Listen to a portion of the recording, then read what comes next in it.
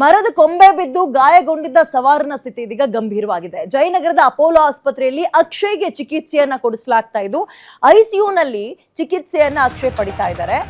ನೆನ್ನೆ ಈತ ಮಟನ್ ತರೋಕೆ ಅಂತ ಹೋಗಿದ್ರು, ಆಗ ಕೊಂಬೆ ಇವ್ರ ಮೈ ಮೇಲೆ ಬಿದ್ದಿತ್ತು. ಅಕ್ಷಯ್ ತಲೆಯ ಚಿಪ್ಪು 12 ಚೂರಾಗ್ಬಿಟ್ಟಿತ್ತು, ತೀವ್ರ ರಕ್ತಸ್ರಾವ ಆಗಿತ್ತು. ಗಾಯಗೊಂಡಿರೋ ಅಕ್ಷಯ್ಗೆ ಇನ್ನೂ ಕೂಡ ಪ್ರಜ್ಞೆ ಬಂದಿಲ್ಲ. ಇಡೀ ಕುಟುಂಬಕ್ಕೆ ಆಧಾರ ಇದೇ ಅಕ್ಷಯ್. ನಿನ್ನೆ ನಡೆದಂತಹ ಒಂದು ಅಚಾತುರ್ಯ ಇದೀಗ ಮನೆಯ ಆಧಾರ ಸ್ತಂಭ. ಆಸ್ಪತ್ರೆಯಲ್ಲಿ ದಿನಗಳಿತಾ ಇದ್ದಾರೆ. ಅಕ್ಷಯ್ ತಲೆಯ ಚಿಪ್ಪು 12 ಛಿದ್ರ ಚೂರಾಗ್ಬಿಟ್ಟಿತ್ತು. ಗಾಯಗೊಂಡಿರೋ ಅಕ್ಷಯ್ಗೆ ಇನ್ನೂ ಕೂಡ ಪ್ರಜ್ಞೆ ಬಂದಿಲ್ಲ. ಇಡೀ ಕುಟುಂಬಕ್ಕೆ ಆಧಾರ ಸ್ತಂಭವಾಗಿದ್ರು ಇದೇ ಅಕ್ಷಯ್. ಇದೀಗ ಇನ್ನೂ ಪ್ರಜ್ಞೆ ಬಂದಿಲ್ಲ. ಮರದ ಕೊಂಬೆ ಬಿದ್ದ ಪರಿಣಾಮ ಇದೀಗ ಅಕ್ಷಯ್ ಆಸ್ಪತ್ರೆಯ ಬೆಡ್ ಮೇಲಿದ್ದಾರೆ.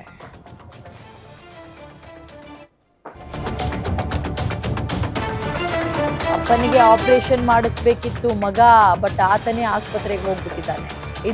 ಇವತ್ತು ಅಪ್ಪನಿಗೆ ಕಿಡ್ನಿ ಆಪರೇಷನ್ ಮಾಡಿಸ್ಬೇಕಾಗಿತ್ತಂತೆ ಅಕ್ಷಯ್. ಇದೀಗ ಅಪ್ಪನೇ ಮಗನಿಗೆ ಆಪರೇಷನ್ ಮಾಡಬೇಕಾಗಿರೋ ದುಸ್ಥಿತಿ ಬಂದ್ಬಿಟ್ಟಿದೆ. ಮರದ ಕೊಂಬೆ ಬಿದ್ದು ಗಾಯಾಳು ಅಕ್ಷಯ್ ಸ್ಥಿತಿ ಚಿಂತಾಜನಕವಾಗಿದೆ. ಈಗ ಎಲ್ಲವೂ ಸರಿ ಇದ್ದಿದ್ರೆ ಇವತ್ತು ಅಕ್ಷಯ್ ಅವರ ತಂದೆಗೆ ಕಿಡ್ನಿ ಆಪರೇಷನ್ ಆಗ್ಬೇಕಾಗಿತ್ತು. ಹೋದ ವರ್ಷ ತಾಯಿಯನ್ನ ಅಕ್ಷಯ್ ಕಳ್ಕೊಂಡಿದ್ರು, ತಂದೆ ಒಬ್ಬರೇ ಇದ್ರು. ಇದೀಗ ಡಯಾಲಿಸಿಸ್ ಪೇಷಂಟ್ ಆಗಿದ್ದಾರೆ ಅಕ್ಷಯ್ ಅವರ ತಂದೆ. ಇವತ್ತು ಕಿಡ್ನಿ ಆಪರೇಷನ್ ನಡೆಸಬೇಕಾಗಿತ್ತು. ನೋಡಿ ಇಲ್ಲಿ ದೃಶ್ಯಾವಳಿಯಲ್ಲಿ ಗಮನಿಸ್ತಾ ಇದ್ದೀರಿ. ನಿನ್ನೆ ಮನೆಗೇನು ದಿನಸಿ ತರೋಣ ಅಂತ ಹೋಗ್ಬೇಕಾದ್ರೆ ಮರ ಏಕಾಏಕಿ ತಲೆ ಮೇಲೆ ಬಿಟ್ಟಿದೆ.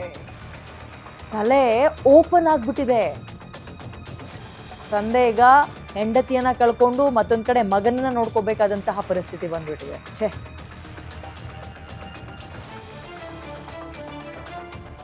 ಮತ್ತೊಂದೇನಪ್ಪ ಎಡವಟ್ಟು ಅಂತ ಹೇಳಿದ್ರೆ, ನೋಡಿ ಇಲ್ಲೇ ಅಕ್ಕಪಕ್ಕದ ಗಲ್ಲಿ ಪೊಲೀಸರು ನೋಡಲ್ಲ. ಹೆಲ್ಮೆಟ್ನ ನಾವು ಪೊಲೀಸರಿಗೋಸ್ಕರ ಬಳಸ್ಕೊಳ್ತಾ ಇದ್ದೀವಿ, ನಮ್ಮ ತಲೆ ಸೇಫ್ ಆಗಿರ್ಬೇಕು ಅಂತ ಬಳಸ್ತಾ ಇಲ್ಲ.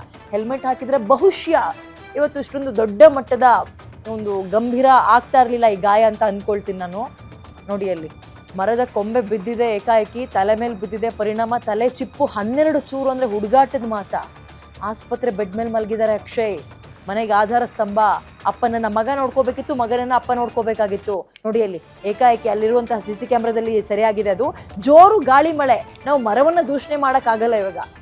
ಅದು ಹೇಳಿ ಕೇಳಿ ಮರದ ರೆಂಬೆ ಯಾವಾಗ ಮುರಿಯುತ್ತೆ ಅಂತ ಹೇಳಕ್ಕಾಗಲ್ಲ. ಬಟ್ ನಾವು ನಮ್ಮ ಸೇಫ್ಟಿ ಮಾಡ್ಕೋಬೇಕಲ್ವಾ. ನೋಡಿ ಅಲ್ಲಿ ಜೋರ್ ದಬ್ಬನಂಗ್ ಬಿದ್ದಿದೆ. ಹೆಲ್ಮೆಟ್ ಹಾಕಿದ್ರೆ ಬಹುಶಃ ಇಷ್ಟೊಂದು ದೊಡ್ಡ ಮಟ್ಟದ ಇಂಜುರಿ ಆಗ್ತಾ ಇರ್ಲಿಲ್ವಾ ಅಂತ. ಹೆಲ್ಮೆಟ್ ಹಾಕಿದ್ದಾರೆ ಅವರು ಅಲ್ಲಿ, ಅದು ಕೆಳಗೆ ಬಿದ್ದಿದೆ. ಬಟ್ ಅದೇ ಇದು ಹೆಂಗಾಗ್ಬಿಟ್ಟಿದೆ ಅಂದ್ರೆ, ಹೆಲ್ಮೆಟ್ನ ನಾವು ಪೊಲೀಸರಿಗೋಸ್ಕರ ಫೈನಿಂದ ತಪ್ಪಿಸ್ಕೊಳ್ಳೋಕ್ಕೋಸ್ಕರ ಹಾಕೊಳ್ತೀವಿ. ಸ್ವಲ್ಪ ASI ಮಾರ್ಕ್ ಇರೋದೆಲ್ಲ ಗಟ್ಟಿ ಮುಟ್ಟದ ಹೆಲ್ಮೆಟ್ನ ತಗೋಬೇಕು ನಮ್ಮ ಜೀವ ರಕ್ಷಣೆಗೆ, ನಮ್ಮ ತಲೆ ಉಳಿಸ್ಕೊಳ್ಳೋಕ್ಕೆ. ಸೋಷಿಯಲ್ ಮೀಡಿಯಾದಲ್ಲಿ ಬೇಡವಾಗಿದ್ನೆಲ್ಲ ನೋಡ್ತೀವಿ, ಇಂಥದನ್ನೆಲ್ಲ ನೋಡ್ಕೊಂಡು ನಾವು ಸ್ವಲ್ಪ ಅಲರ್ಟ್ ಆಗಬೇಕಲ್ವಾ. ಬೆಂಗಳೂರಿನ ಜಯನಗರದಲ್ಲಿ ನಿನ್ನೆ ಈತ ಸಂಡೇ ಬೇರೆ ಅಲ್ವಾ, ಮಟನ್ ತರೋಣ ಅಂತ ಹೋಗಿದ್ದಾರೆ. ಬಾಡೂಟ ಮಾಡಿಬಿಡೋಣ ಮನೆಯಲ್ಲಿ ಅಂತ ಹೋಗ್ಬೇಕಾದ್ರೆ ಇವ್ರ ತಲೆ ಈ ರೀತಿಯಾಗಿ ಪೀಸ್ ಆಗಿದೆ. ಕಾರಣ ಜೋರು ಗಾಳಿಗೆ ಮರದ ರೆಂಬೆ ಮುರಿದು ಬಿದ್ದಿದೆ. ಮೋರ್ ಡೀಟೇಲ್ಸ್ ನನ್ನ ಕಲಿಗೆ ಚರಣ್ ನೀಡ್ತಾರೆ. ಚರಣ್, ಅಕ್ಷಯ್ ಅವರ ಪರಿಸ್ಥಿತಿ ಹೇಗಿದೆ ಚರಣ್ ಈಗ? ಎಸ್ ವಿದ್ಯಾ, ಏನು ನಿನ್ನೆ ಸಂಜೆಯ ಸುಮಾರಿಗೆ ಮರದ ಕೊಂಬೆ ಬಿದ್ದು ಅಕ್ಷಯ್ ಗಂಭೀರ ಗಾಯಗೊಂಡಿರುವಂತದ್ದು. ಪ್ರಮುಖವಾಗಿ ತಲೆಗೆ ಹಿಂಭಾಗಕ್ಕೆ ಮತ್ತೆ ವಾಹನ ಹೋಗಿ ಇನ್ನೊಂದು ವಾಹನಕ್ಕೆ ಗುದ್ದಿದ ಹಿನ್ನೆಲೆಯಲ್ಲಿ ತಲೆಗೆ ಗಂಭೀರವಾದಂತಹ ಪೆಟ್ಟು ಬಿದ್ದಿದ್ದಂಥದ್ದು. ಈ ಒಂದು ಪ್ರಕರಣಕ್ಕೆ ಹಾಗೆ ಅವರನ್ನ ಒಂದು ಖಾಸಗಿ ಆಸ್ಪತ್ರೆಯಲ್ಲಿ ಚಿಕಿತ್ಸೆ ನಡೆಸಲಾಗ್ತಾ ಇದೆ. ಅದೇ ರೀತಿಯಾಗಿ ಅವರ ಈ ಆಪರೇಷನ್ ಏನಿದೆ ಅದು ಇವತ್ತು ಸಂಜೆ 3 ಗಂಟೆ ಸುಮಾರಿಗೆ ಆಗಬೇಕಾಗಿದೆ. ಮತ್ತೆ ಅವರಿಗೆ ಸದ್ಯ ಈ ಒಂದು ರಕ್ತದಾನಿಗಳ ಕೊರತೆಗಳು ಕೂಡ ಕಾಡ್ತಾ ಇರುವಂತದ್ದು.